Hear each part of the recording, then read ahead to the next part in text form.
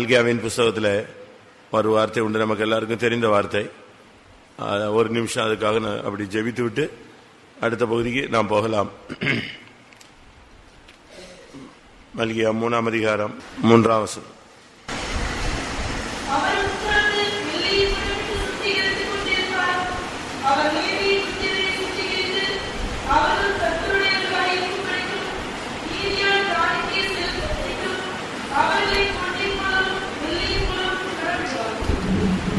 அவர் உட்கார்ந்து வெள்ளியை புடமிட்டு சுத்திகரித்துக் கொண்டிருப்பார். இரண்டாவது, லேவியின் புத்திரரை சுத்திகரித்துக் கொண்டிருப்பார். மூன்றாவது, பொன்னை போலவும் அவர்களை புடமிடுவார். காரணம், அவர்கள் கர்த்தருடையவர்களாய் மாற வேண்டும், நீதியாய் காணிக்கை செலுத்துகிறவர்களாய் மாற வேண்டும். வெள்ளி நம்முடைய நம்பிக்கையை காண்பிக்கிறது. நம்முடைய விசுவாச வாழ்க்கை இல்லாவிட்டால் நம்பிக்கையின் வாழ்க்கை அது சரி செய்யப்பட வேண்டிய நேரம் இதுதான். ஏனென்றால் அவர் உட்கார்ந்து நம்மை சுத்தி இருக்கிற நேரத்தில் நாம் பிசினஸ், வேலை, ஊழியம் அப்படிலாம் போகக்கூடாது. அவர் உட்கார்ந்து சபையை சுத்திகரிக்கும் பொழுது நாம் உட்கார்ந்து நம்ம என்ன செய்யணும்? சுத்திகரிக்கிறதுக்கு ஒப்பு கொடுக்கணும். இந்த நாட்கள் அவர் உட்கார்ந்து சுத்திகரிக்கிற நாட்கள். இந்த நாட்களில் நம்ம உட்கார்ந்து சுத்திகரிக்காம நமக்கு வேலைகளையும், நமக்கு இல்லாவிட்டால் நமக்கு பிசினஸ்களையும், இல்லாவிட்டால் நமக்கு சொந்தங்களை பார்க்கக்கூடிய சூழ்நிலைகளையும் அப்படி நான் உருவாக்கி கொள்ளக்கூடாது. ஈவன் ஊழியம் கூட இந்த நாட்களில் செய்யக்கூடாது. அவர் உட்கார்ந்து லேவியை என்ன செய்வார்? வெள்ளியை சுத்திகரித்துக் கொண்டிருப்பார். லேவியின் புத்திரரை என்ன செய்வார்? சுத்திகரித்துக் கொண்டிருப்பார். பொன்னை போல என்ன செய்வார்? புடமிடுவார். இந்த 7 நாளும் ஒரு தேவனுடைய பிள்ளைக்கு புடமிடும் நேரம்.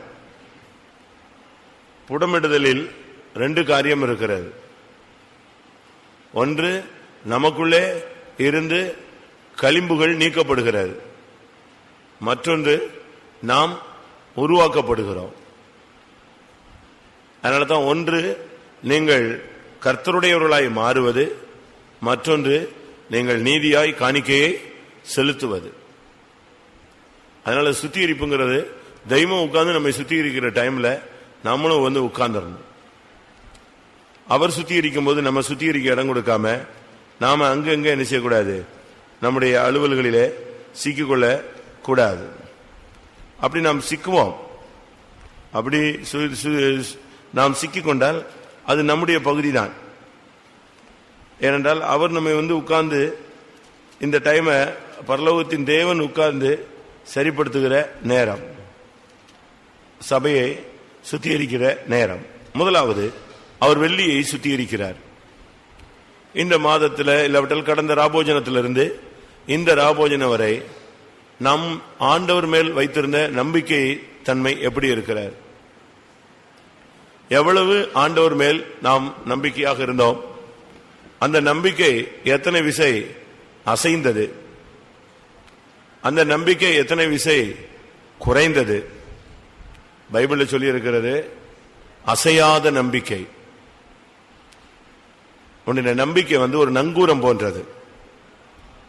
ஒரு கப்பலில் பயணப்படுகிற மனிதனுக்கு அவன் நிறுத்தப்பட வேண்டுமானால், நிற்க வேண்டுமானால், அவன் தன்னுடைய பயணத்தில் இளைப்பாற வேண்டுமானால், அடுத்த கட்டளை வந்து அவன் தன்னுடைய பயணத்தை தொடங்க வேண்டுமானால், புயல் நேரங்களிலே அவன் பாதை மாறி போகாமல் இருக்க வேண்டுமானால், அவனுடைய வாழ்க்கையிலே தடுமாற்றங்கள் ஏற்படாமல் இருக்க வேண்டுமானால், கப்பல்ல போற மனிதனுக்கு அந்த நங்கூரம் அவசியம்.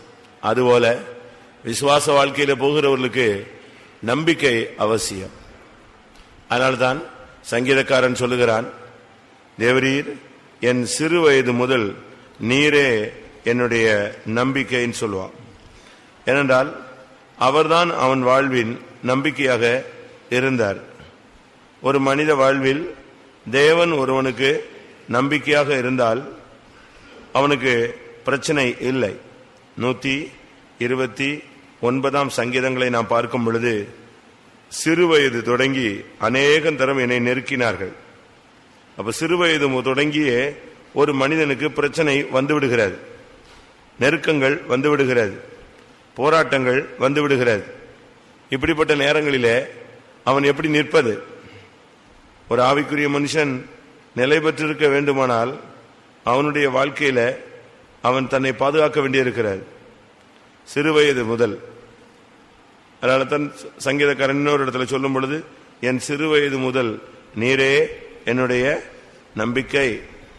88ஆம் சங்கீதம் 15 பார்க்கும் பொழுது, சிறுவயது முதல் நான் சிறுமைப்பட்டவன், மாண்டு போகிறவனாய் இருக்கிறேன், நான் மனக்கலக்கத்திலே காணப்படுகிறேன். இப்படிப்பட்ட போராட்டமான வாழ்க்கை தான் ஒரு மனிதனுடைய வாழ்க்கை. அதனால நம்முடைய நம்பிக்கையை நாம் சரி செய்ய வேண்டிய நேரம் இதுதான். 2 கொரிந்தியர் 1ஆம் அதிகாரம் 10ஆம் வசனத்தை பார்க்கும் பொழுது, அவர் எப்படிப்பட்ட மரணத்தினின்று எங்களை ரட்சிப்பார், தப்புவித்தார், தப்புவிக்கிறார், தப்புவிப்பார் என்று நாங்கள் அவரையே நம்பிக்கொண்டிருக்கிறோம். எவ்வளவு அருமையான ஒரு வார்த்தை. உன்னுடைய நம்பிக்கை எப்படி இருக்கிறது? உன்னுடைய நம்பிக்கையை நீ சுத்திகரிக்க வேண்டிய நேரம் இதுதான். உன்னுடைய நம்பிக்கையை நீ சரி செய்ய வேண்டிய நேரமும் இதுதான். எத்தனை இடத்துல நம்முடைய நம்பிக்கை தளர்ந்து போயிருக்கிறது. இன்னொரு மனிதன் சொல்லுகிறான், எனக்கு நம்பிக்கை இல்லை, நம்பிக்கை அற்று போய்விட்டது. இப்படி நம்முடைய நம்பிக்கை அநேக தரம் பரீட்சிக்கப்படுகிறது. நம்முடைய நம்பிக்கை எத்தனை விஷயம் நம்முடைய விசுவாச ஜீவியத்தில் நாம் தோல்வியை சந்தித்திருக்கிறோம். 1. 2வது, நாம் ஒரு லேவியர்கள். அவர் லேவியனை சுத்திகரிக்கிறார். நீ ஒரு லேவியன். லேவியன் என்று சொன்னால் இணக்கம் உள்ளவன், கீழ்ப்படிதல் உள்ளவன், பிரதிஷ்டை பண்ணப்பட்டவன், கர்த்தரையே பங்காய் கொண்டவன், உலகத்தில் எந்த பங்கும் இல்லாதவன், கர்த்தருடைய பட்சத்தில் நிற்க வேண்டிய ஒரு நபர், ஆவிக்குரிய வைராக்கியம் பாராட்ட வேண்டிய ஒரு நபர். அவன்தான் லேவியன். அவர் லேவியின் புத்திரரை சுத்திகரிக்கிறார். சுத்திகரித்தல் என்பது ரொம்ப கவனமாக நாம் செய்ய வேண்டிய ஒரு பகுதி. சுத்திகரித்தலுடைய ஒரு சரியானது என்னன்னு சொன்னா, பிரித்தெடுத்தல். நமக்குள்ள இருக்கிற பழைய தோல்வியான, விழுகையான, பரிசுத்தத்துக்கு மாறான எல்லா காரியங்களிலிருந்தும் நம்மை பிரித்தெடுக்கிறது. தீழ்ப்பானதிலிருந்து நீ விலையேற பெற்றதை பிரித்தெடுத்தால் நீ என் வாய் போல் இருப்பாய். நமக்குள்ள ஒரு சுத்திகரிப்பு சரியாக உண்டு பண்ண வேண்டும். நீங்க என்னதான் நல்ல தண்ணியை வாங்கி வச்சாலும் ஒரு குறிக்கப்பட்ட டயத்துக்கு பிறகு அது என்ன செய்யுது? தன்னுடைய தன்மையை இழக்கிறது. அதுபோல நாம் எவ்வளவுதான் நம்மை பரிசுத்தமாக்கி கொண்டாலும் அவ்வப்பொழுது நமக்குள்ள அசூசிகள், கரை, திரை, இல்லாவிட்டால் மாசு, மறு ஏதாவது ஒன்று வருகிறதுக்கு வாய்ப்புகள் உள்ள வாழ்க்கை தான் மனித வாழ்க்கை. அதனால ஒளியமோ ஜீவியமோ நமக்குள்ள சில நேரங்களில் பல குறைகள், பலவீனங்கள், புத்தியினங்கள், மதியினங்கள், அறிவீனங்கள், மீறி செயல்படுகிற தன்மைகள், இப்படி பல தன்மைகள் நம்முடைய வாழ்க்கையில வர வாய்ப்பு உண்டு. தான் சொல்லியிருக்கிறது, இவைகளை விட்டு ஒருவன் தன்னை சுத்திகரித்துக் கொண்டால் அவன் எஜமானுக்கு உபயோகமானதும் பரிசுத்தமாக்கப்பட்டதும் எந்த நற்கிரியையும் செய்ய ஆயத்தமுள்ள ஒரு மனுஷனாய் இருப்பான். சுத்திகரிப்பு என்பது உன்னை எஜமானுக்கு உபயோகமான ஒரு பாத்திரமாய் மாற்றுகிறது. சுத்திகரிப்பு என்பது உன்னை பரிசுத்தமாக்கப்பட்ட ஒரு பாத்திரமாய் மாற்றுகிறது. சுத்திகரிக்கப்பட்டவனை எந்த நற்கிரியும் செய்ய தேவனால் எடுத்து உபயோகப்படுத்த முடியும். அதனால்தான் லேவி புத்திரரை அவர் சுத்திகரிக்கிறார். காரணம், அவர்கள் கர்த்தருடையவர்களாய் மாறுவார்கள். அதனால நம்முடைய வாழ்க்கையில நாம் கர்த்தருடையவர்களாய் மாறணும்னா நமக்குள்ள ஒரு சுத்திகரிப்பு தேவனால் உண்டு பண்ண வேண்டும். 2 விதமான சுத்திகரிப்பு இருக்கிறது. இல்லாவிட்டால் 2 விதமான பரிசுத்தமாகுதல் இருக்கிறது. ஒன்று, நாம் நம்மை பரிசுத்தமாக்குவது. 2வது, தேவனே நம்மை பரிசுத்தம் ஆக்குவது. நம்முடைய அறிவில் சில நேரங்கள் இது தவறு இல்லைன்னு தெரியும், இது தவறுன்னு நினைப்போம். சில காரியங்கள் இது தப்பா இருக்குமா, இல்ல நம்ம கரெக்டா தானே பண்ணிருக்கோம் அப்படின்னு நினைப்போம். இதுதான் நம்முடைய மனித அறிவு. ஆனால் பைபிள் அப்படி சொல்லல. வேதம் சொல்லுகிறது, நீங்கள் உங்கள் நடக்கைகளில் எல்லாவற்றிலேயும் பரிசுத்தராய் இருங்கள். அதே தேவன் சொல்றார், நான் உங்களை பரிசுத்தமாக்குகிற கர்த்தர். மனித அறிவில் எவ்வளவுதான் பரிசுத்தம் அடைந்தாலும் அது பூர்ணத்தை அடையாது. அந்த பூர்ணத்தை கொண்டு வர்றது யாருதான்? ஒரு பொருளை ஒருத்தன் செய்யறான், ஒரு கம்பெனியில ப்ராடக்ட் ஸ்டார்ட் ஆகுது, ஸ்டார்ட் ஆகி அது அப்படியே மேக் பண்ணி கரெக்டா கொண்டு வந்து நிப்பாட்டுவாங்க. அங்க குவாலிட்டி செக்அப்னு ஒருத்தர் இருப்பான், அவனும் மனுஷன் தான். இவங்களுடைய திறமையை விட அவன் திறமை உள்ளவன். அவன் ஒரு செக்அப் பண்ணுவான், அவன் ஓகே பண்ணி, நீங்க சில பொருட்கள் வாங்கி பாருங்க, எலக்ட்ரானிக்ஸ் பொருட்கள், எலக்ட்ரிக்கல் பொருட்கள், கிரைண்டரோ இல்லாவிட்டால் அயன் பாக்ஸோ வாங்கி பாருங்க. அது ஒரு சைடுல ஒரு சின்ன ஸ்டிக்கர் இருக்கும், ஓகே டெஸ்டட் அப்படின்னு இருக்கும், பாத்திருக்கீங்களா? அப்படின்னா அவன் ஃபைனல் பண்ணிட்டான், ரைட், இது வந்து கிளியர் ஆயிடுச்சு. அதுபோல அந்த கடைசி செக்அப் தெய்வம் நம்ம பண்ணி கரெக்ட் பண்ணி மேக் பண்ணி கொண்டு நிறுத்துவார். அதுக்கு பிறகு அங்க குற்றச்சாட்டுதல் கிடையாது, குற்றம் கண்டுபிடிக்க முடியாது. ஏனென்றா அவன் செக் பண்ணி ஓட விட்டு ரன் பண்ணி கிளியர் பண்ணி தான் அந்த சீல் குத்துறான். அதுபோல நம்மை நாம் ஒரு பக்கமாக நம்மை சுத்திகரித்துக் கொண்டு வருவோம். ஆண்டவர்கிட்ட போகும் பொழுது அவர் உள்ளும் புறமும் சுத்திகரிக்கிற தெய்வமாய் இருக்கிறார். நான் ஒரு 10 நிமிடம் தருவேன். யாக்கோபு சுத்திகரிப்பை எப்படி வலியுறுத்தினார், அது நான் போன வாரம் சண்டேல கூட உங்களுக்கு பேசினேன். ஒரு சின்ன டிப்ஸ் தான், அது பிறகு நம்ம பாயிண்ட்ஸ் போவோம். ஒரு 10 நிமிஷம் நம்ம ஜெபிச்சுட்டு அடுத்த ஸ்டெப்புக்கு நம்ம போகலாம். யாக்கோபு ஆதியாகமத்தில் பார்க்கும் பொழுது 35ஆம் அதிகாரம் 2ஆம் வசனத்தில் ஒரு வார்த்தை சொன்னான். அப்பொழுது யாக்கோபு தன் வீட்டாரையும் தன்னோட கூட இருந்த மற்ற அனைவரையும் நோக்கி, உங்களிடத்தில் இருக்கிற அந்நிய தெய்வங்களை விலக்கி போட்டு உங்களை சுத்தம் பண்ணி கொண்டு உங்கள் வஸ்திரங்களை மாற்றுங்கள். இங்க 3 காரியம் அவன் சொல்றான். தன் வீட்டார் தன்னோடு இருந்த மற்ற அனைவரையும் நோக்கி, ஒன்று அந்நிய தெய்வங்களை அகற்று, 2வது சுத்தம் பண்ணு, 3வது வஸ்திரங்களை மாற்று. இது யாக்கோபு தன்னுடைய வீட்டாருக்கு கொடுத்த ஒரு அட்வைஸ். இந்த முதல் கூட்டத்தில் கர்த்தர் உன்னோடு பேசுகிற ஒரு வார்த்தை. நீ தேவனுடைய குடும்பமாக இருந்தால், தேவனுடைய வீட்டாராய் இருந்தால், இந்த கூட்டத்தில் நீ செய்ய வேண்டியது அந்நிய தெய்வத்தை விலக்க வேண்டும். இவனுக்கு ஒரு டவுட் இருந்துகிட்டே இருந்துச்சு உள்ள. ஏன்னா பிசாசு லாபான் எப்படி நம்மளை ஃபாலோ பண்ணான், ஏன் வந்தான், எதுக்கு வந்தான், அவன் ஏன் நம்ம பின்னாலேயே விரட்டி வந்துட்டானே, இவ்வளவு தூரம் விரட்டினானே, 3 நாள் என்ன செஞ்சான், விரட்டினான். இவன் அவனுக்கு பயந்தான் ஓடுனான். ஆனா அவன் இவனை விடாம ஃபாலோ பண்ணான். 3 days பிடிச்சிட்டான். இவனுக்கு அதுல கொஞ்சம் வருத்தம், எப்படி இப்படி ஒரு சம்பவம் நடந்துச்சு, எப்படி அவன் ஃபாலோ பண்ணான், ஏன் இவ்வளவு ஒரு பகையாளியை விரட்டுறது போல சொந்த மாமன் விரட்டணும். அப்படியானால் அவன் வந்து சொன்ன ரீசன் என்ன, லாபான் வந்து சொன்ன ரீசன் என்ன, நீ உன் தகப்பன் வீட்டுக்கு போகலாம், அப்ப பெர்மிட் பண்றான், போனா என்ன போன்னு சொல்றான். அப்ப இவ்வளவு விரட்ட வேண்டிய அவசியம் இல்லையே. அவனுக்கு ஒரு டவுட். அவன் வந்து சொன்ன ஒரு பாயிண்ட், நீ உன் தகப்பன் வீட்டுக்கு போகலாம், ஆனால் நீ ஏன் திருடி கொண்டு போகிறாய்னா, இது அவனுக்கு வந்து மனசுல ஒரு முள்ளு மாதிரி குத்திருச்சு. நம்மள இப்படி சொல்லிட்டானே, தகப்பன் வீட்டுக்கு போன்னு சொல்றான், போன்னு சொல்லி பெர்மிட் பண்றவன், ஆனா அபாண்டமான ஒரு குற்றச்சாட்டை என்ன செய்யறான், தலையில சுமத்துறான்.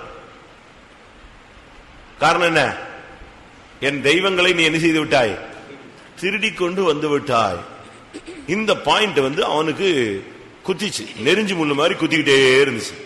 எப்படி நடந்துச்சு, எப்படி இந்த வார்த்தையை யூஸ் பண்ணா, ஏன் யூஸ் பண்ணா, நம்ம எடுக்கலையே, எப்படி நடந்துச்சு, எப்படி இப்படிப்பட்ட ஒரு வார்த்தையை சொல்லிட்டானே, எல்லாரும் முன்னாலையும் சொல்லிட்டானே, 20 வருஷம் நான் அவன் வீட்டுல இருந்திருக்கிறேனே, ஒரு நாள் கூட என் மேல என்ன செய்யல, எவ்வளவோ காரியங்கள் என் மேல சொல்லி இருக்கலாம், ஆனா திருட்டுப்பட்ட என் மேல என்ன செய்யல, கட்டல. 20 வருஷம் கழிச்சு அபாண்டமான ஒரு குற்றச்சாட்டு சொல்லிட்டானே, இது அவனுக்கு பயங்கர வருத்தம், மனசை போட்டு ரொம்ப குத்திருச்சு. அப்பதான் அவன் சொல்றான், யார்ட்டு நீ கண்டுபிடிக்கிறியோ கண்டுபிடி, நான் வந்து நீ உன் பிள்ளைகள் எல்லாம் பிடிச்சிருவேன்னு நினைச்சேன், ஆனா இப்போ நீ யாரை பிடிக்கிறீரோ கண்டுபிடி, அவனை உயிரோடவே நினைச்சக்கூடாது, வைக்க கூடாது. ஆதியாகமம் 31:31 32 சொல்றான், யாரிடத்தில் உம்முடைய தெய்வங்களை கண்டுபிடிக்கிறீரோ அவனை உயிரோடே வைக்க வேண்டாம். உம்முடைய பொருள்கள் ஏதாவது என் வசத்தில் உண்டானால் அதை பரிசோதித்து அறிந்து என்ன செய்யும், எடுத்துக்கொள்ளும். ஆனா யார்கிட்ட நீங்க எடுக்கிறீரோ அவனை என்ன செய்யக்கூடாது, உயிரோட விடக்கூடாது. 36ஆம் வசனத்துல சொல்றான், வாக்குவாதம் பண்றான். ஏன் இவ்வளவு தூரம் திறந்து வந்த, நான் என்ன தப்பு பண்ணேன், நான் என்ன துரோகம் பண்ணேன் சொல்லு. அநியாயமா என் வீட்டுல வந்து எல்லாத்தையும் தடவி கிடவிலாம் பார்த்துட்டிய, தட்டு முட்டெல்லாம் தடவி பார்த்திய, ஏதாவது கண்டுபிடிச்சியா, கொண்டு வந்து வை. 20 வருஷ காலம் நான் உன் கூட தானே இருந்தேன். ஆனாலும் அவன் போயிட்டான், சரின்னு போயாச்சு, மாமனார் போயாச்சு. இவன் மனசுக்குள்ள என்ன இருந்துச்சு, நெருப்பு இல்லாம புகையாது, ஏதோ நடந்திருக்க, ஏதோ இருக்குமோ. ஒன்னு ராகேல் எடுத்திருப்பாளோ, இல்ல லேயால் எடுத்திருப்பாளோ, இல்லைன்னா சில்பால் எடுத்திருப்பாளோ, இன்னொருத்தி யாரு, பில்கால். இப்படி ஏதாவது ஒரு கால் எடுத்துட்டு வந்திருக்குமான்னு அவளுக்கு ஒரு டவுட்.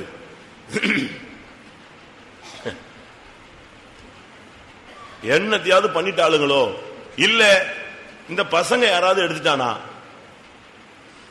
ரூபன் எடுத்துட்டு வந்துட்டானோ, இல்ல நப்தலி தீட்டு வந்துட்டானோ, பாக்கெட்ல ஏதாவது எடுத்துட்டானா, ஏதாவது நடந்துருச்சா, ஏன் இவ்வளவு பிரச்சனை?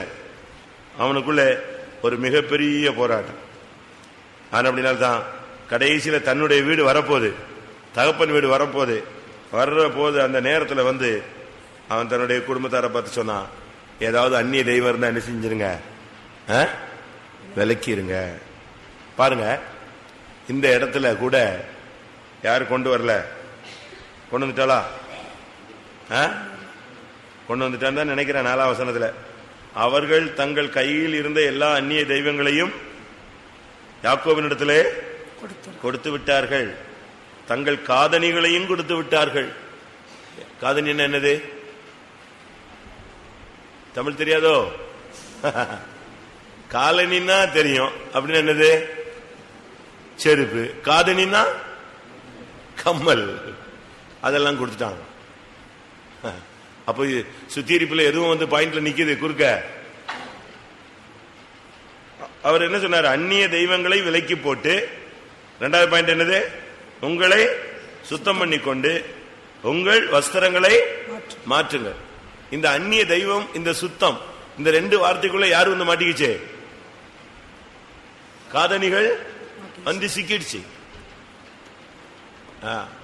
இது வந்து நான் சொல்றது நியூ டெஸ்டமென்ட் பெண்டிகாஸ்ட் டாக்டரின்ஸ் இல்ல, எது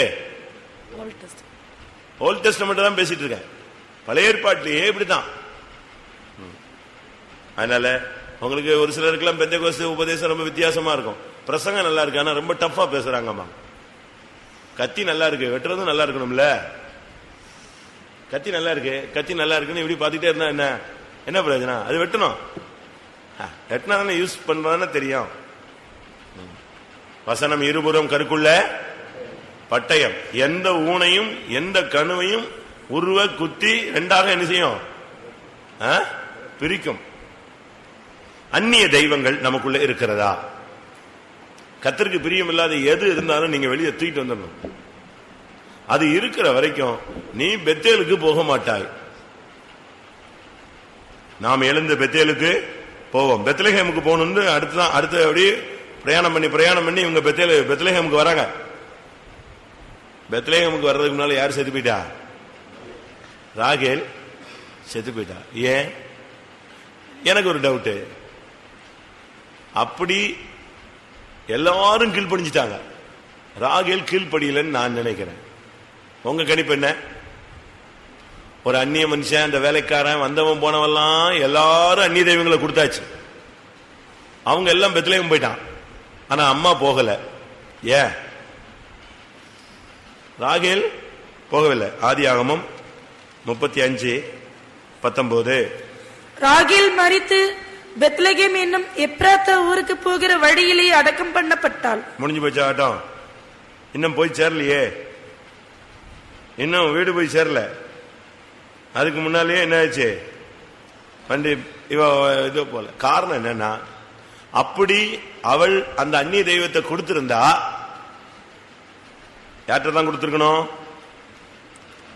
யார்கிட்ட தான் கொடுத்திருக்கணும்? ஆதியாகமம் என்ன சொல்லுது? என்ன சொல்லுது? வசனம் என்ன சொல்லுது? கலற்றி அவர்கள் தங்கள் கையில் இருந்த எல்லாவற்றையும் கலத்தி யார் கையில கொடுத்தாச்சு? யாக்கோபு கையில. யாக்கோபு கையில கொடுத்திருந்தா இது என்னது உங்க அப்பா தேடி வந்தார இந்த விஷயமா அப்படின்னு கேட்டிருப்பான்ல. கேட்டிருப்பானா இல்லையா? கேட்கலையே. இங்க அப்பா அம்மா கொடுக்கவே இல்லை, ஒளிச்சு வச்சுட்டா. ஏன்னா கடைசி நேரத்தில் ஏன் பேர் கெட்டு போனோம், இப்படியே மேக்கப் பண்ணிடுவோம். கடைசி நேரத்தில் போய் அறிக்கை, ஒப்புரவாகுதல், துக்கம், எதையாவது போய் விசாரிக்கிறது. எதுக்கு போய் பழைய கதையெல்லாம் வேணாம். அவங்க நம்மளை பார்த்து சிரிக்கிறாங்க, நம்மளும் அவங்கள பார்த்து சிரிக்கிறோம். நம்ம வீட்டுக்கு வந்து அவங்க காப்பி குடிக்கிறாங்க, நம்ம அவங்க வீட்டில் போனால் ஏரியா பிரேயர் அட்டெண்ட் பண்றோம். கோயிலுக்கு போனால் பாஸ்டர் பார்க்கிறாரு, விஷ் பண்றாரு. அப்ப இதை அப்படியே மூடிடலாம். அதனாலதான் ராகேல் மூடிட்டா, வெளியவே சொல்லல. அங்க இருந்த மற்றவனுக்கெல்லாம் சூடு சொரணம் வந்துச்சு. யாருக்கு? கூட வந்த வேலையாட்களுக்கு, கூட வந்த மற்ற நான் எல்லாருக்கும் துக்கங்கள் வந்து அவங்க கிட்ட தங்கள்கிட்ட இருந்த கொஞ்சம் கொஞ்சம் கொஞ்சம் கொஞ்சம் கொஞ்சம் இந்த அந்நிய தெய்வம் காதணி அதெல்லாம் கலத்தி எல்லாம் கொடுத்து எப்படியாவது நாங்க எங்க போனோம்? தகப்பன் வீட்டுக்கு போகணும்னு எல்லாம் கிளியர் ஆயிடுச்சு. யாரு கிளியர் பண்ணல? ராகேல் கிளியர் பண்ணல. அவளுக்கு காதணியும் விட முடியல, அந்நிய தெய்வத்தையும் விட முடியல. கர்த்தர் பார்த்தார், ரைட், அப்படியானால் நீ எங்க போக முடியாது, தகப்பன் வீட்டுக்கு போகாத, முடிஞ்சது. அவ கடைசி வரைக்கும் பார்க்கவே இல்லை. அந்த தகப்பன் வீடு அவளுக்கு எப்படி இருக்குன்னே தெரியாது. அவளுக்கு அவ தகப்பன் வீடு தான் தெரியுமே தவிர இந்த தகப்பன் வீடு தெரியாது. உனக்கு இந்த பூமியில் உள்ள நன்மைகள் தான் தெரியும், பரலோக நன்மை உனக்கு என்ன செய்யாது, தெரியாது.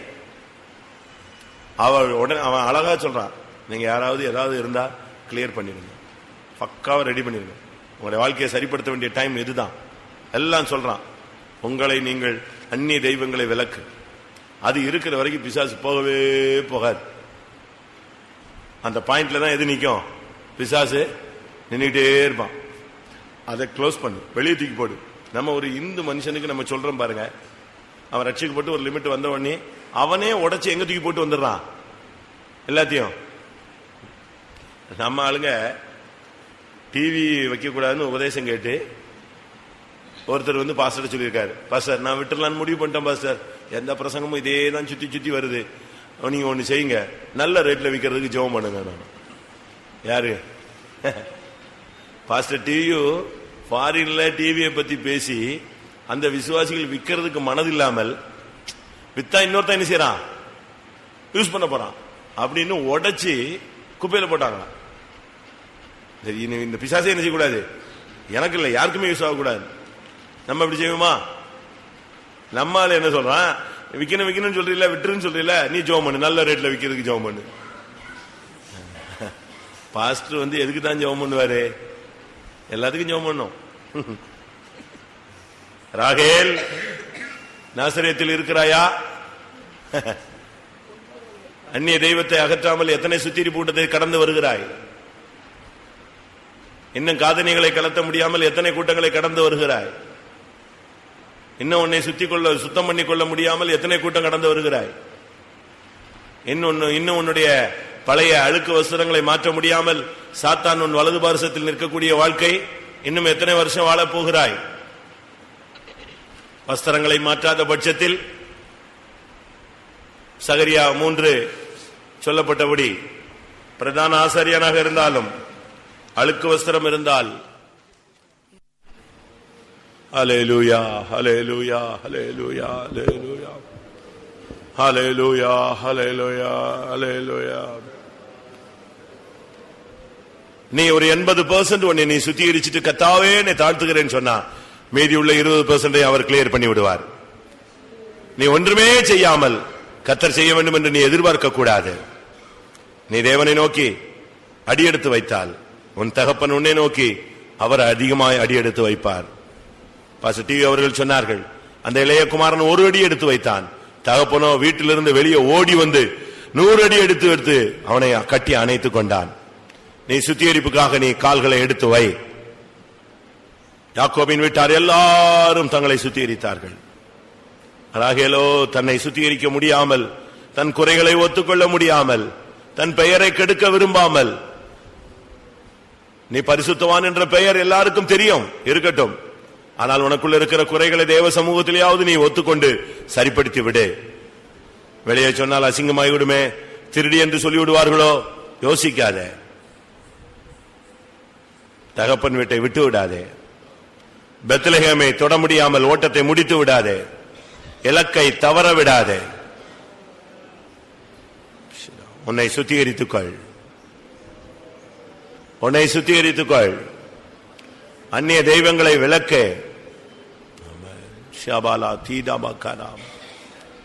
அந்நிய தெய்வங்களை விலக்கிக் கொள்ளுங்கள். உங்களை சுத்தம் பண்ணிக் கொள்ளுங்கள். உங்கள் வஸ்திரங்களை மாற்றுங்கள்.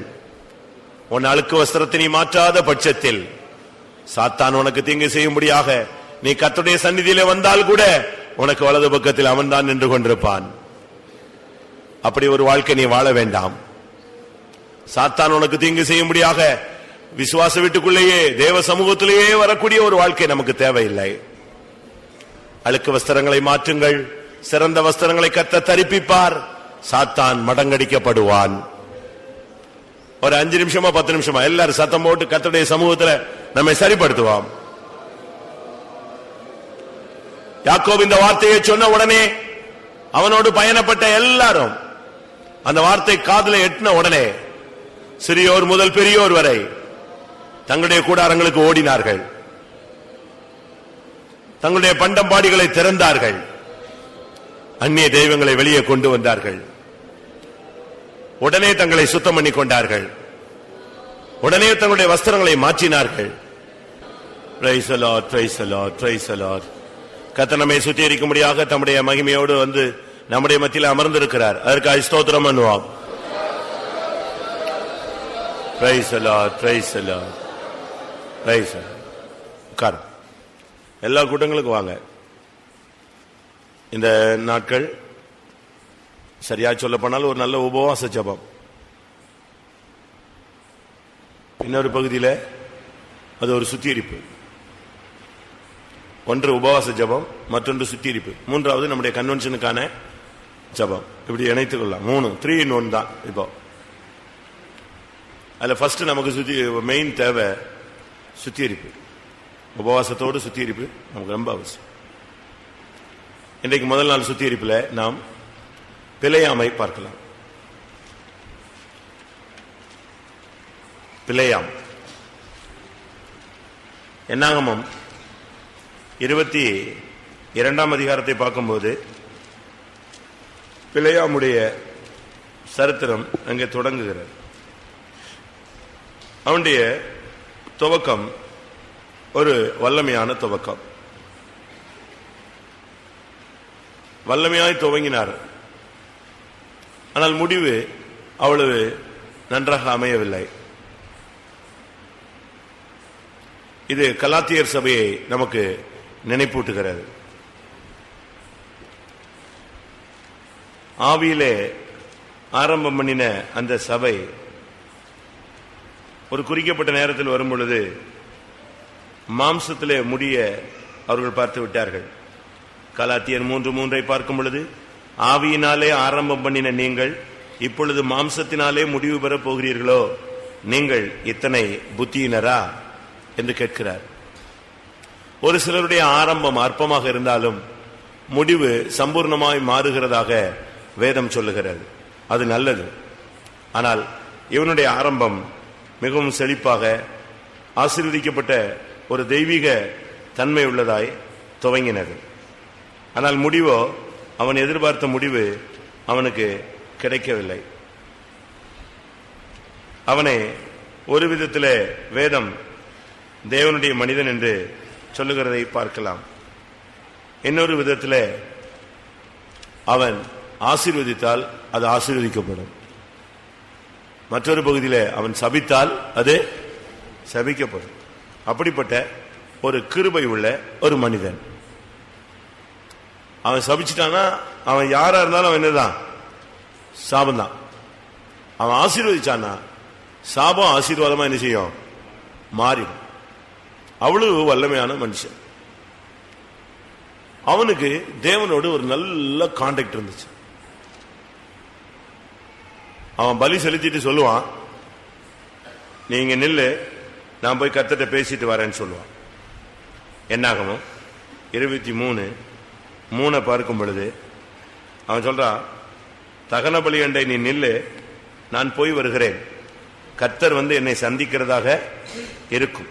என்னாகமோ 23:4 தேவன் பிழையாமை சந்தித்தார். பாருங்க எவ்வளவு ஒரு அருமையான ஒரு வாழ்க்கை.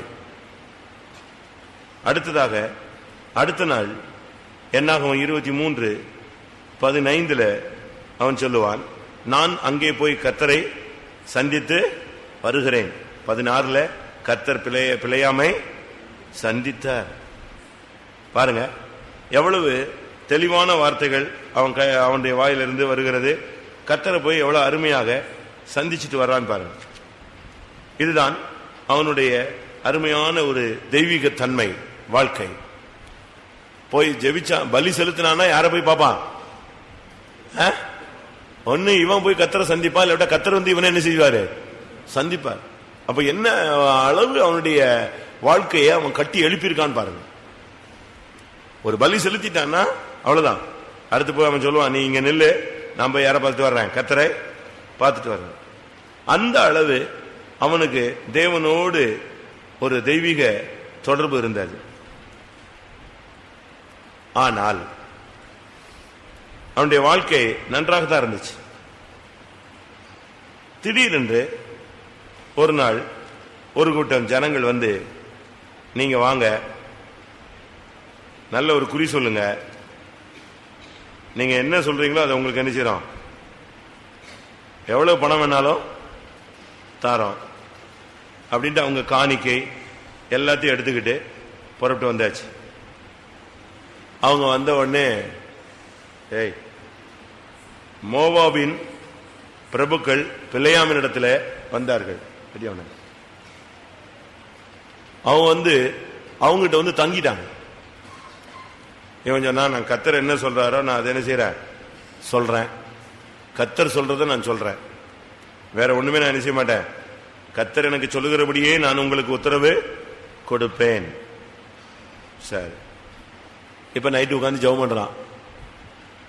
கர்த்தர் சொல்றாரு, நீ போக வேண்டாம், அந்த ஜனங்களை சபிக்கவும் வேண்டாம், அவர்கள் ஆசீர்வதிக்கப்பட்டவர்கள்.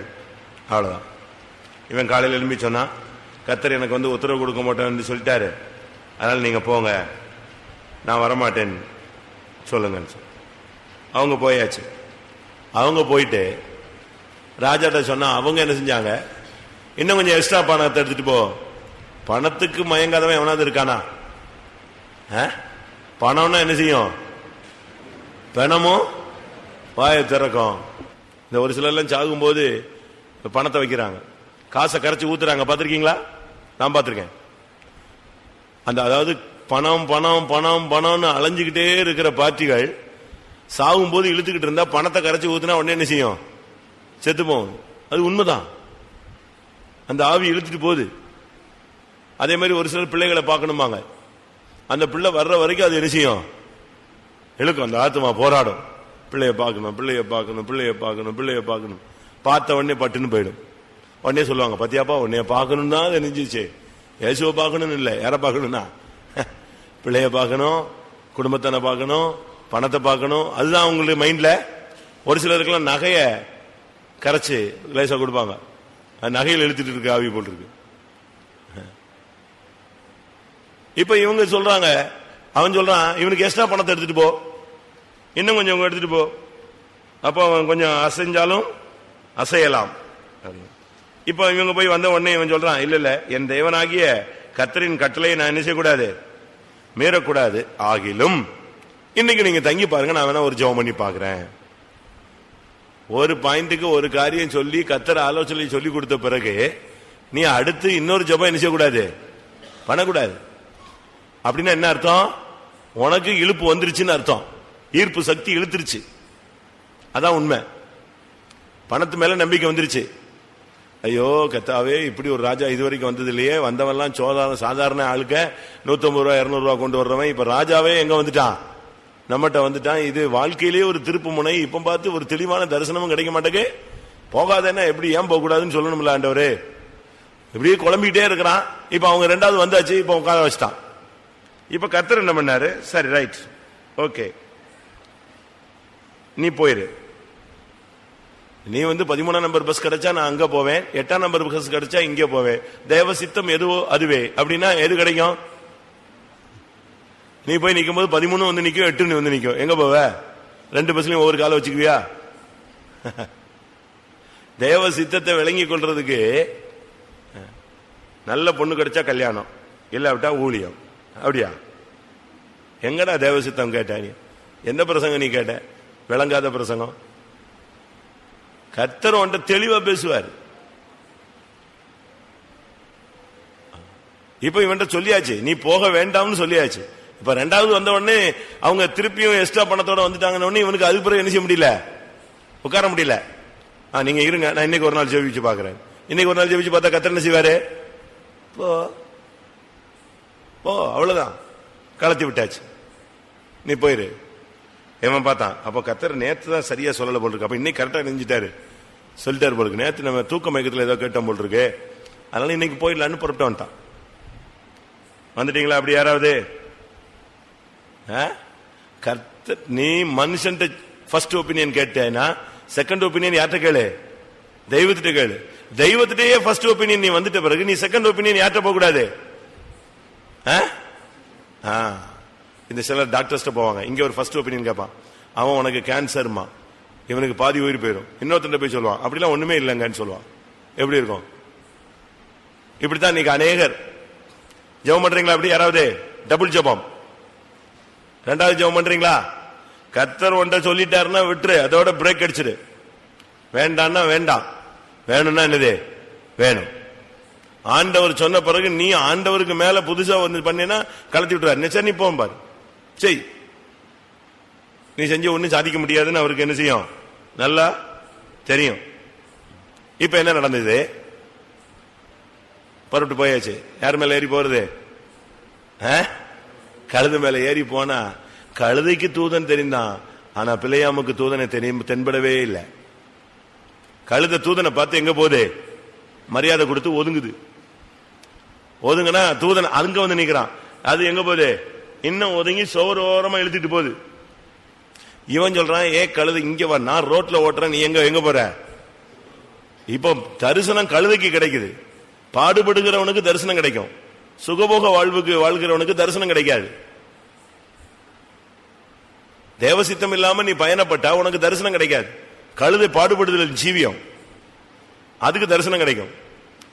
நீ கர்த்தருடைய வீட்லயோ கர்த்தருக்காகவோ நீ பாடுபட்டு பாரு, உனக்கு தரிசனம் வெளிப்படுத்தலாம் கரெக்டா என்ன செய்யும், கிடைக்கும்.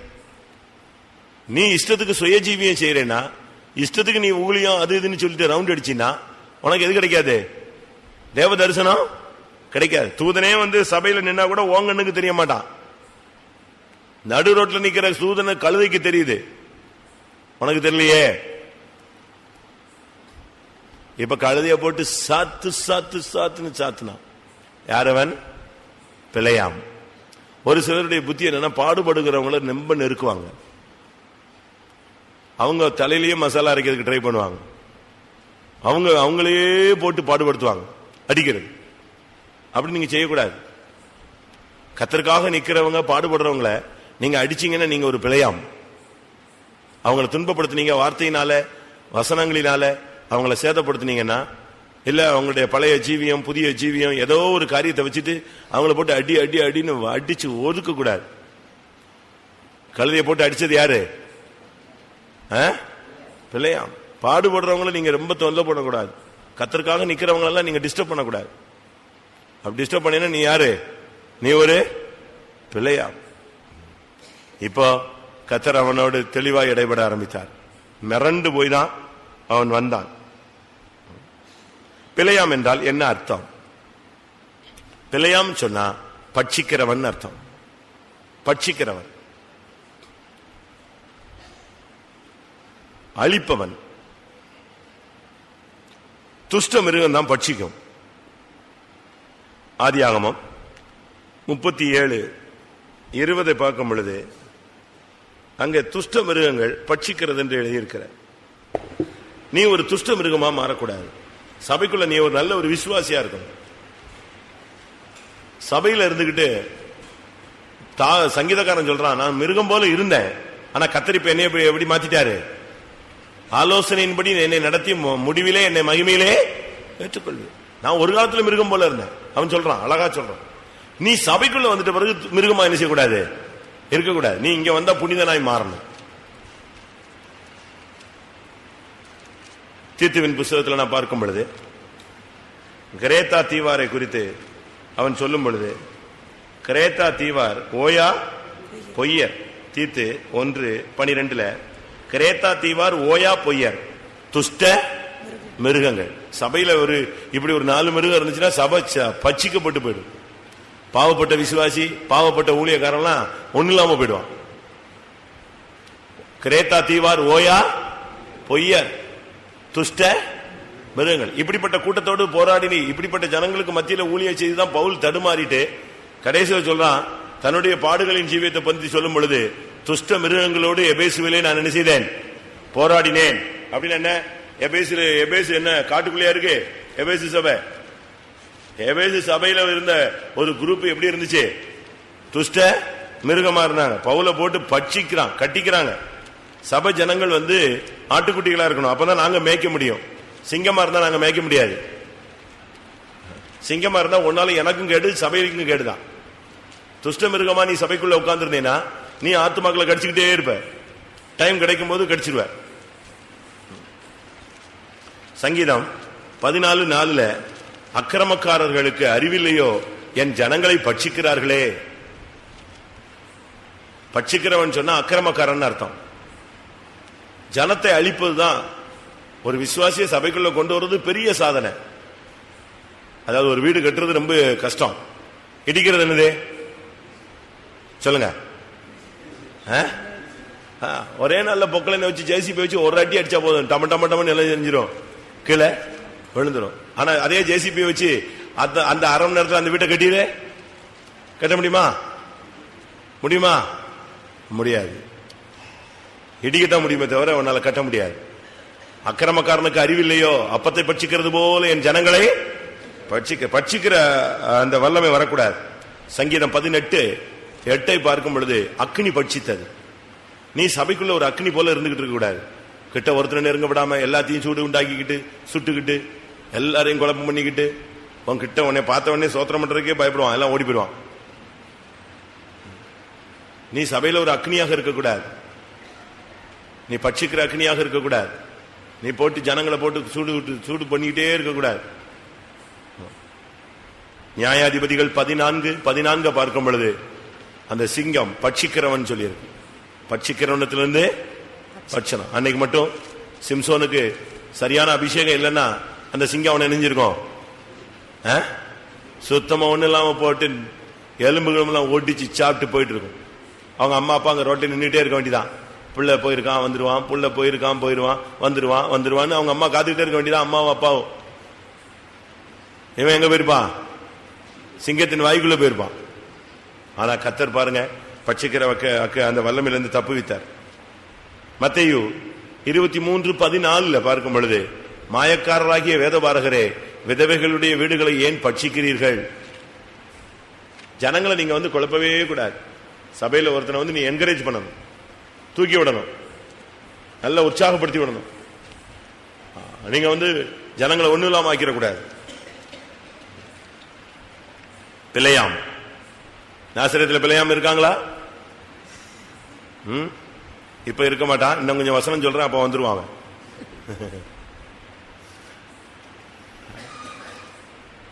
பிள்ளையாமுடைய தன்மை என்ன?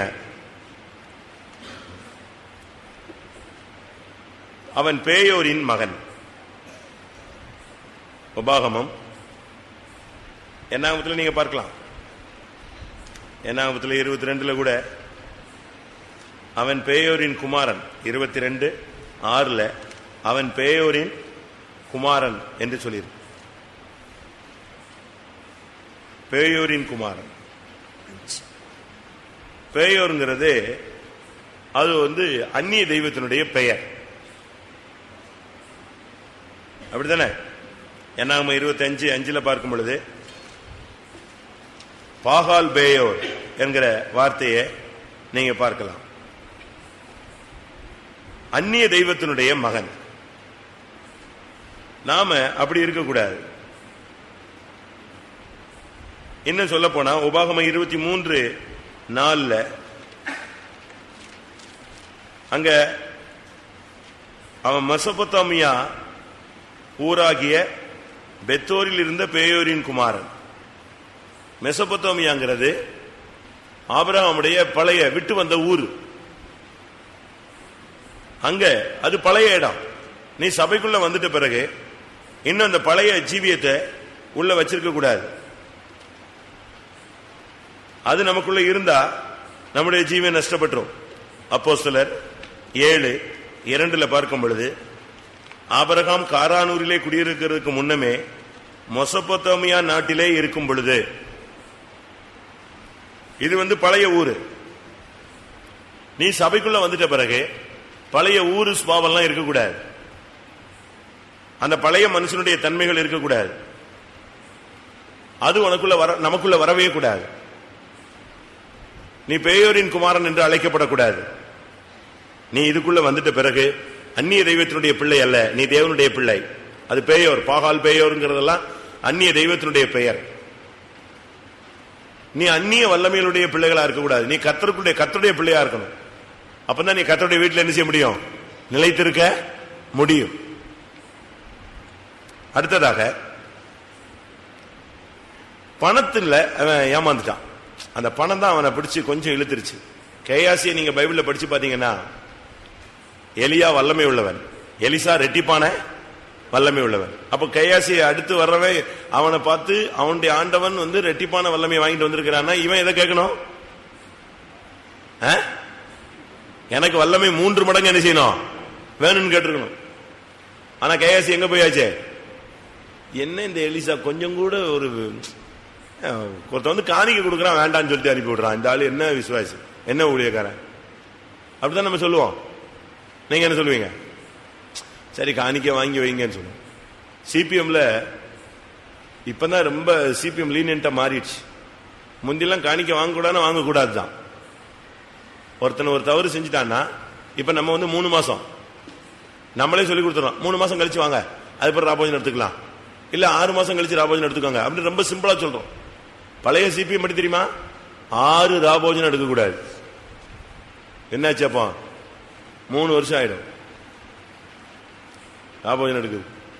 அப்படித்தான் பனிஷ்மெண்ட். இப்ப அப்படி இல்ல, என்னன்னாலும் பரவாயில்ல சொல்லுவோம். கேயாசிக்கு பாருங்க, அந்த பண ஆசை கடைசியில முடிவு என்னது? குஷ்ரோகி. யூதாஸ்கரியத்துக்கு பண ஆசை வந்துச்சு, முடிவு என்னது? சூசைடு. பண ஆசை வந்துருச்சுன்னா எல்லா தீமைக்கும் அது வேர். யூதா 11ஆம் வசனத்தை வாசிங்க. அநீதத்தின் கூலி. யூதா 11. இவர்களுக்கு ஐயோ, இவர்கள் காயினுடைய வழியில் நடந்து பிழையாம் கூலிக்காக செய்த வஞ்சகத்திலே விரைந்தோடி. கூலி அத காணிக்கைன்னு சொல்லல, சம்பளம் சொல்லல, கூலி, பணம். அநீதத்தின் கூலி. 2 பேதுரு 2:15. 2 பேதுரு 2ஆம் அதிகாரம் 15ஆம் வசனம். செம்மையான வழியை விட்டு தப்பி நடந்து பேயோரின் குமாரனாகிய பிழையாமின் வழியை பின்பற்றி போனவர்கள். செம்மையான வழியை விட்டு விலகி பேயோரின் குமாரனாகிய பிழையாமின் வழி. செம்மையான வழிங்கிறது முதல்ல நீ ஜெபிச்ச உடனே வேண்டான்னு சொன்னார் பாரு, அது செம்மையான வழி. திருப்பி நான் ஜெபிச்சு பாக்குறேன்னு சொன்ன பாரு, அங்கதான் வழி மாறுது. கர்த்தர் ஃபர்ஸ்ட் பேசுவாரு, ஊழியத்துக்கு வான்னு, இன்னும் நல்லா பேசணும். திருப்பி எப்படி கிடைக்கும்? கல்யாணம் கட்டின மாதிரி தான் கிடைக்கும். அப்படிதானே? எனக்கு தெரிஞ்ச ஒரு பையன் ஊழியத்துக்கு போகணும்னு ரொம்ப வாக்குத்தத்தெல்லாம் பெற்று வசனம் பெற்று மதுரை சென்டர்ல போய் இருந்துட்டான். அங்கே ஏதோ வேலையை கொடுத்தா போல இருக்கு. அங்க இருந்து ஜம்ப் பண்ணி எங்க வீட்டுக்கு வந்துட்டான். என் பீரியட்ல வந்துட்டு நான் கல்யாணம் கட்டணும்னா, நான் பொண்ணுக்கு ஒரு சிஸ்டர் ஏற்பாடு பண்ணாங்க. நான் அந்த சிஸ்டரையும் கூப்பிட்டு இவனையும் கூப்பிட்டு நிப்பாட்டி வச்சு, ஊழியத்துக்குன்னு நீ சொல்லி இருக்கிற, ஃபைத்தம்ல போய் நின்று இருக்கிற, நீங்க இவனுக்கு பொண்ணு கொடுக்கணும்னு ட்ரை பண்றீங்க, ரைட், கிளியர் பண்ணிட்டு என்ன செய்யுங்க, கொடுங்க. இவனுக்கு கல்யாணம் கட்டி வைக்கிறது தடை கிடையாது. ஆனா தேவ சித்தம்னு சொல்லி இவன் இறங்கி வந்திருக்கான், கட்டி பாத்துக்கங்க. அப்ப என்ன பண்றது அப்படின்னு அவங்களும் கேட்டாங்க. பொண்ணு கொடுக்குற பார்ட்டியும் கேட்டுச்சு. இவனும் அப்ப நான் என்ன பண்றது, சரிடா 1 மாசம் ஜெபம் பண்ணு, கர்த்தர் என்ன பேசுறான்னு பாப்போம். 1 மாசம் கழிச்சு வந்தான். மனைவியை கண்டடைவரன் ஜீவனை கண்டடைகிறான். அருமையான வசனம் பேசியிருக்காருடாப்பா, நீ கட்டிக்கோன்னு சொன்ன. நீ தாண்டா பிள்ளையாமே. முதல்ல வசனம் வாக்கு தத்துவம் சியோன் கிடைச்சுதான் நீ சென்டர் பீதம்ல போய் உட்கார்ந்து இருந்த.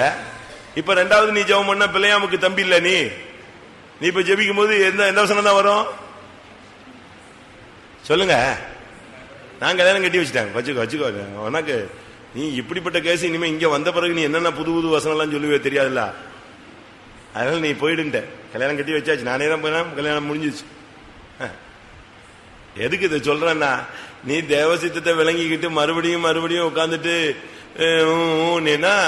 அடுத்து மனைவியை கண்டடைவன் ஜீவனை கண்டடைவான், திரும்பி கல்யாணம் கட்டின பிறகு நீ பாதாளத்துக்கு தான் போன. அப்படியே இழுத்துட்டே போய் தேவசித்தத்தை விட்டுட்டு இல்ல, இலக்கை விட்டு விட்டாய், பாதை மாறிடுச்சு. கூலி பணத்துக்காக நம்ம என்னைக்குமே தேவ சமூகத்தை விடக்கூடாது. பணம் கிடைக்கும். இப்ப இன்னைக்கு இந்த சுத்திரிப்படத்துக்கு வராம நீங்க வேலைக்கு போனீங்கன்னா ஓட்டி பார்த்தா கூட கொஞ்சம் காசு கிடைக்கும். கடையில உட்காந்தா கூட ஒரு 300 ரூபாய் கிடைக்கும். வீட்டுல உட்காந்தா ஏதாவது ஒரு தொழில் நடக்கும். ஒண்ணு இல்ல, லாபமா இருந்த வேலை கிறிஸ்துவின் நாமத்தை நிமித்தம் என்ன செய்யணும், நீ நஷ்டம் என்று விடணும். அதைத்தான் பாப்பார் கர்த்தர். நீ அனிதத்தின் கூலி. அடுத்து யூதா 11 வஞ்சகம். அவன் மைண்ட பத்தி பைபிள் அழகா சித்தரிக்கிறது. வாசிங்க அதே மறுபடியும் யூதா 11. பிலேயாம் கூலிக்காக செய்த வஞ்சகத்திலே விரைந்தோடி. கூலிக்காக செய்த வஞ்சகத்தில் விரைந்தோடி. இனிமே உட்காந்து ஜெபம் பண்ண போகாதான்னு சொல்லிடுவாருன்னு சொல்லிட்டு அடுத்த டைமுக்கு தெரிஞ்ச உடனே காலையில எந்திரிச்சு வேகமா பரப்பிட்டு எங்க போயிட்டான், கழுத மேல ஏறியாச்சு, ஓடியே விட்டான். அப்படி நாம் செய்யக்கூடாது. செம்மையான வழியை விட்டு நாம் விலகக்கூடாது. வெளிப்படுத்தல் 2ஆம் அதிகாரம் 14ஆம் வசனத்துல இந்த பிள்ளையாமுடைய போதகத்தை பற்றி சொல்லி இருக்கிறது.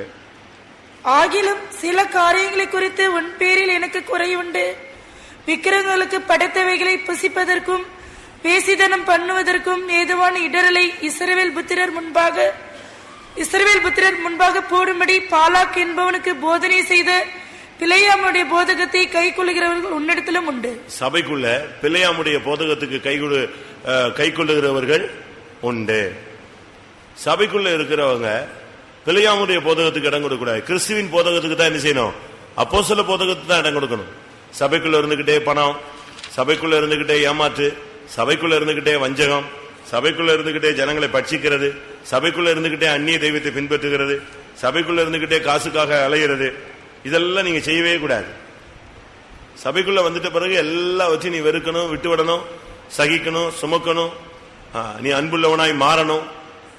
சபைக்குள்ள வந்துட்ட பிறகு நீ மிருகமா மாறக்கூடாது. மிருகமா இருந்தாலும் நீ பரிசுத்தவனா என்ன செய்யணும், மாறணும். நல்லா கவனமா நீங்க சத்தியத்தை கேளுங்க. நீ சபைக்குள்ள பிழையாமாக இருக்கக்கூடாது. பிழையாம் கூலிக்காக விரைந்தோடினான். போதகம் அந்த சபைக்குள்ள வந்துட்ட பிறகு அப்படித்தாங்க சொல்லுவாங்க. அதுக்காக வேலை பார்க்காம இருக்க முடியுமா? கூட்டத்துக்கு போகணும் தான், எல்லா கூட்டத்துக்கும் போயிட முடியுமா? இவங்க சொல்லுவாங்க, இவங்க ஃபைத்தம்லயே இருந்துக்குவாங்க. நம்ம தானங்க கஷ்டப்படணும். பிசாசு என்ன அருமையா உனக்கு சொல்லி கொடுக்குறான் பாத்தியா? பிசாசு முடிய விரிச்சு போட்டு வந்து பேச முடியல, ஒயிட் அண்ட் ஒயிட் வந்து போட்டு வந்து பேசுறான். அதான் பைபிளை கையில வச்சுக்கிட்டே உனக்கு அழகான போதகம் கொடுக்குறான். நான் ஒரு இடத்துல ஊழியத்தில் இருக்கும்போது ஒரு விசுவாசி, ஒரு பாவப்பட்ட மனுஷன் வியாதிப்பட்டு ரொம்ப கஷ்டத்துல ஃபைத்தம்ல இருந்தார். அப்போ ஒரு பழைய விசுவாசி அவரை பார்க்க வந்தார். அவங்க பேசிட்டு இருக்காங்கன்னு நான் போயிட்டேன். கொஞ்சம் பொறுத்து நான் வந்தேன். என்ன வந்துட்டு போயிட்டாரண்ணா? போயிட்டாரு. நானும் அவர் ரொம்ப பழைய விசுவாசி. அதனால அவர் என்ன சொல்லியிருப்பாருன்னு கேட்டு என்ன சொன்னாரு, இவனை என்கரேஜ் பண்ணிருப்பாரு, பூஸ்ட் பண்ணி விட்டுருப்பாருன்னு நினைச்சேன். என்ன சொன்னாரு, உன்னை யாரா ஃபைத்தம் வர சொன்னா? யாரு? அவர். நீ வீட்டுல இருக்க வேண்டியாரடா, முடியலன்னா நேரம் அங்க எங்கேயாவது போய் ஆஸ்பத்திரி போலாம். இப்ப நீ இங்க வந்துட்ட, இங்க இருந்து நீ போனேன்னா எல்லாருக்கும் தெரிஞ்சிச்சு. பத்தியா அசிங்கம். இதை சொல்லிக் கொடுக்கறதுக்கு இவரு பிசாசி இவரை வீட்டுல இருந்து ஒயிட் அண்ட் ஒயிட் போட்டு நீ வா, ஏன்னா நான் கருப்பா போனா அவன் கண்டுபிடிச்சிருவான், நீ ஒயிட்ல வான்னு சொல்லிடுறான். அப்படிதானே? நீதான் பிள்ளையாம், உன்னையதான் கூட்டு வந்திருக்கான் பிசாசு. உனக்குள்ள உள்ள உட்காந்து அழகா போய் போதைக்கும் என்ன செஞ்சிட்டான், நீ விட்டுரு, விசுவாசத்துக்கு விட்டுரு. நீ அப்படித்தான் சொல்லுவாங்க, பிரசங்க அப்படித்தான் சொல்லுவாங்கன்னு என்னைக்கு நீ சொன்னியோ அன்னைக்கு நீ பிள்ளையாமுக்கு தம்பி தான், அக்கா தான். உனக்குள்ள எந்த நேரத்திலும் இந்த ஆவி வரக்கூடாது, பொய் போதகம் பண்ணக்கூடாது, கூலிக்காக ஏமாத்துற உபதேசங்கள் பண்ணக்கூடாது, உலகத்துக்கு ஏற்ற மாதிரி போதகம் பண்ணக்கூடாது. இவன் போய் பாருங்க சொல்லிக் கொடுக்கிறான். இந்த சபை வெளிப்படுத்தல் 2ஆம் அதிகாரத்தில் ஆவிக்குரிய சபை 7 சபைகளுக்கு சொன்ன தூதுல ஒரு தூது ஒரு குறை சொல்றாரு. உன் சபைக்குள்ள என்ன இருக்கு? பிள்ளையாமுடைய போதகம் இருக்கு. 2வது ஜெபம் பண்ணு, நல்லா ஜெபம் பண்ணு. அப்படித்தான் சொல்லுவாங்க, அப்படிலாம் போகக்கூடாது. போகணும்னு யார் சொல்லி கொடுத்தது? தவறான பாதைகளை நீ தேவனுடைய வழியை விட்டு புரட்டுகிற வார்த்தைகள் இருக்கக்கூடாது. என்னாகமம் 31 அவன் தவறான ஆலோசனை கொடுக்க ஆரம்பித்தான். 31:16 சொல்லி இருக்கிறது, அவன் துரோகம் பண்ணிவிட்டான். பேயோரின் சந்ததியிலே பிள்ளையாமின் ஆலோசனையினால் இஸ்ரவேல் புத்திரர் கர்த்தருக்கு விரோதமாய் துரோகம் பண்ண காரணமாய் இருந்தவர்கள். பாத்தீங்களா? துரோகம் பண்றதுக்கு காரணமா இருந்த ஆளு ஆலோசனை கொடுத்தது யாருதான்? நம்ம ஆள் தான். ஒரு விசுவாசி ஒரு நிமித்தம் சபையை விட்டு போறான், தடுமாறுறான், துக்கப்படுறான், விசுவாசத்தை விடுறான் அப்படின்னா நீ அவனுக்கு என்ன செய்யற? சபைக்கு அவனுக்கு துரோகம் பண்ற. இவன் தான் தவறான உபதேசத்தை சொல்லி கொடுத்தது. இவனாலதான் வாதை வந்தது. அதனால் கர்த்தருடைய சபையிலே வாதையும் நேரிட்டதே. சபைக்குள்ள குழப்பங்கள் வருகிறது இந்த பிள்ளையாம இருக்கிறதுனாலதான். இப்ப ஆலோசனை சொல்லிட்டு எல்லாம் இப்ப பிரசங்கெல்லாம் முடிஞ்சிருச்சு, அங்கேயே உட்காந்துட்டான். என்ன ஆலோசனை சொல்லி கொடுத்தான் தெரியுமா? இவன் கொடுத்த ஆலோசனை என்ன தெரியுமா? அவங்க வேறுபாட்டின் ஜீவன் ஒன்னு வச்சிருக்கிறான். இவர்கள் ஜாதிகளோடு கலவாமல் தனித்து வாசம் பண்ற வேறுபாட்டின் ஜீவத்தில் இருக்கிறவன செய்வன என்ன செய்யாது? தாக்காது. பில்லி சூனியம் தாக்காது, மந்திரம் தாக்காது, பிசாசு என்ன செய்யாது? தாக்காது. அவனை எவனுமே சபிக்க முடியாது. அதனால நீங்க விபச்சாரத்தை உள்ள நுழைச்சு பாருங்க. யார் சொல்லி கொடுத்தது? விபச்சார வேசித்தனத்தை உள்ள நுழைச்சு பாருங்க, அதுல அவங்க விழுந்துருவாங்க. இந்த ஆலோசனை கொடுத்தது யாரு? நம்மால் தான். சபையில நீங்க தவறான தாறுமாறான பழக்க வழக்கங்களை விசுவாசிகளுக்குள்ள சொல்லிக் கொடுக்க கூடாது. சிரிச்சுக்கோ, பேசிக்கோ, அவங்க உன்னையே தான் பாக்குறாங்க, உன்னையே தான் பாக்குறாங்க, இப்ப இந்த கதையெல்லாம் சபைக்குள்ள நீ பேசக்கூடாது. சேலத்துல ஒரு கூட்டம், சரியான கூட்டம், இதே மாதிரி ஆவியின் கூட்டம் நடந்துட்டு இருக்கு. தீர்க்க தரிசனம் வருது. இந்த சபையில ஒருத்தன், இந்த சபை விசுவாசி பையன் இன்னொரு பையனை, வெளியுள்ள ஒரு பையனை கூட்டு வந்திருக்கிறான். எதுக்காக தெரியுமா? நம்ம இந்த சபையில் உள்ள ஒரு பையன் வெளியே உள்ள இன்னொரு பையனை கூட்டு வந்திருக்கான். நம்ம சபையில் வேற ஒரு அவிசுவாசி பையனை கூட்டு வந்திருக்கான். எதுக்கு கூட்டு வந்திருக்கான் தெரியுமா? இங்க உள்ள சபையில் உள்ள ஒரு பொண்ணோட கான்டாக்ட் பண்ணி விடுறதுக்கு.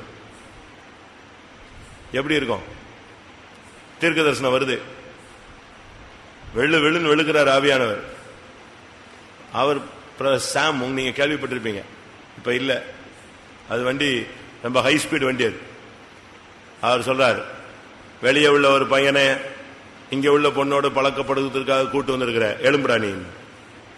எலும்பு சபையில அறிக்கையிடு. எவன் எலும்புவான்? அவன் கிட்டு கிட்டு கிட்டுன்னு ஆடி வந்தவன் உதறிட்டான், கைகாலெல்லாம் உதறிடுச்சு. வந்த பையனுக்கு கூட்டு வந்தவனுக்கு சப்த நாடியே ஒடுங்கிடுச்சு. 5 நிமிஷம் டைம் கொடுத்தாரு. வாழ்க்கையில உனக்கு ஒரு டைம், நாளைக்கு என்னை பாருங்க. அடுத்த நாள் மன்னிப்பு கேட்டிருக்கான், இல்லைன்னா சாவுதான்.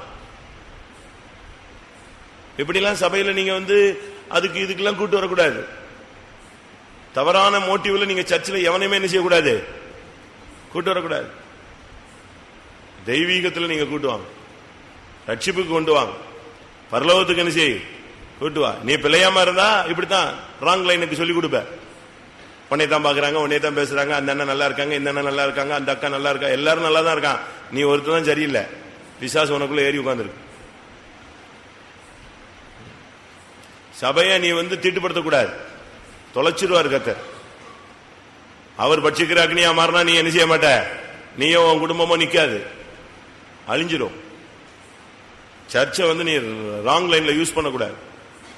அன்னைக்கு பிள்ளையாம் தான் ஃபர்ஸ்ட் இந்த விபச்சார ஆவிய அழகாய் வேறுபாட்டின் ஜீவியத்தில் வந்த ஜனங்களை குழப்பி நாசப்படுத்தினதே யாருதான்?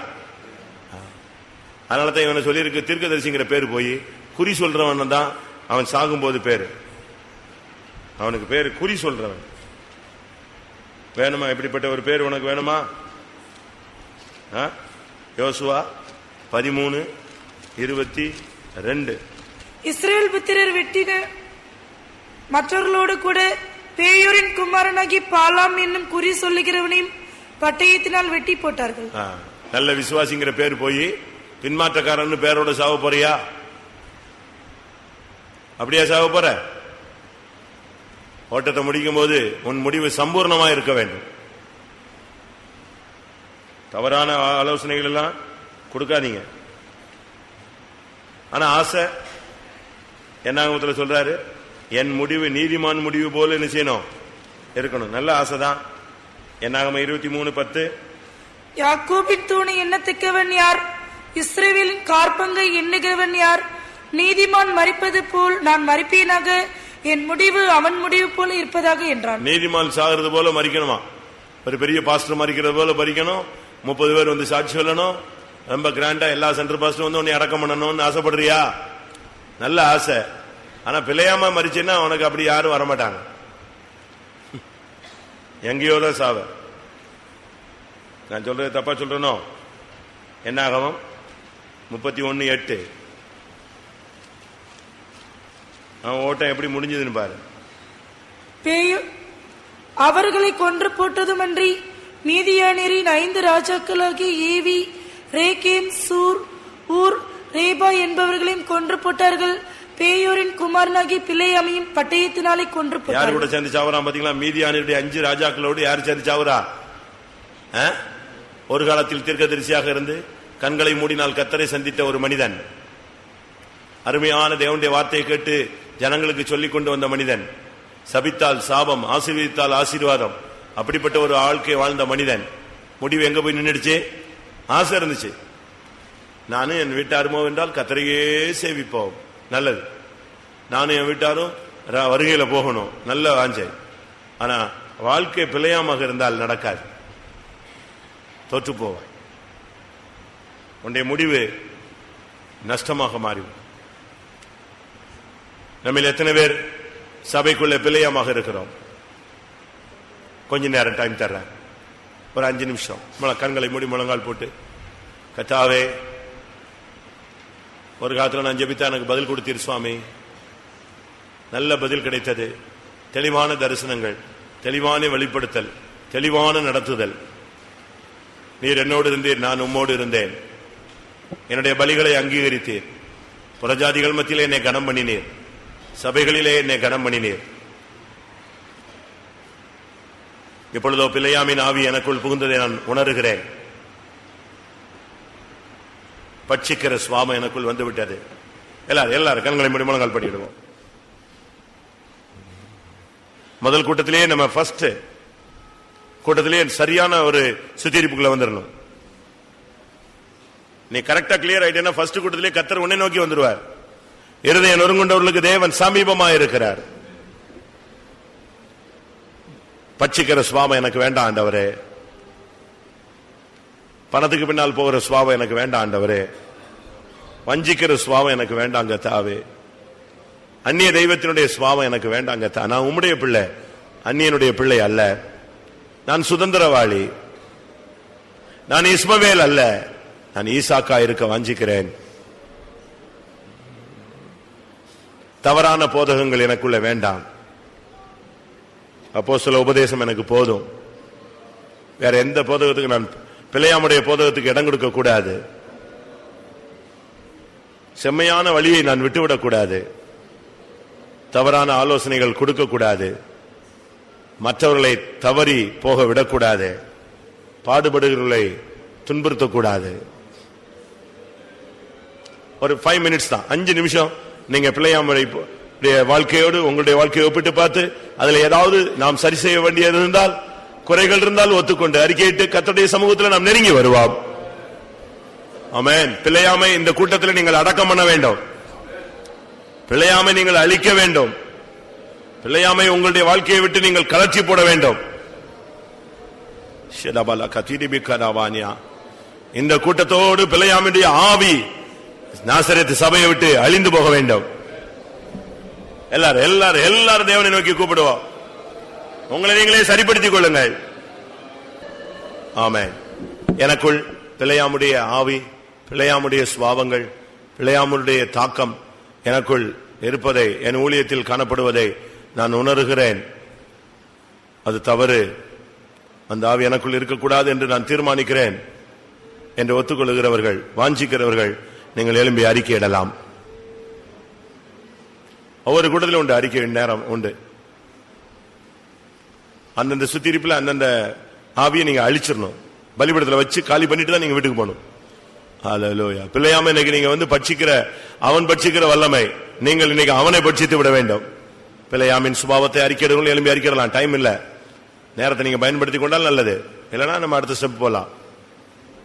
என் புருஷனுக்குள்ளதான் பிள்ளையாம இருக்கு, என் மனைவிக்குள்ளதான் பிள்ளையாம இருக்கு, என் பிள்ளைகளுக்குள்ளதான் இருக்கு அப்படின்னு நீ சொன்னீங்கன்னா நீ நல்லா சுத்தி இருக்கல, நீ ஒன்னே பலிபீடத்துல வைக்கல, மற்றவங்களை வைக்கிறதுக்காக நீ ட்ரை பண்றன்னு அர்த்தம். உன்னுடைய அறிக்கையில பிள்ளையாம் கொல்லப்பட வேண்டும். இஸ்ரவேல் ஜனங்கள் இன்றைக்கு யுத்தத்தில் மீதியானின் ராஜ்யாக்களையும் பிள்ளையாமையும் கொன்று போட்டார்கள். நீ ஒரு இஸ்ரவேலனா இருந்தால் நீ பிள்ளையாமை கொன்று போடு. மோசே யுத்தத்துக்கு அனுப்பும் பொழுது எலியாசாரின் மகன் பினகாசை அனுப்பிவிட்டான். அந்த யுத்தத்தில் தான்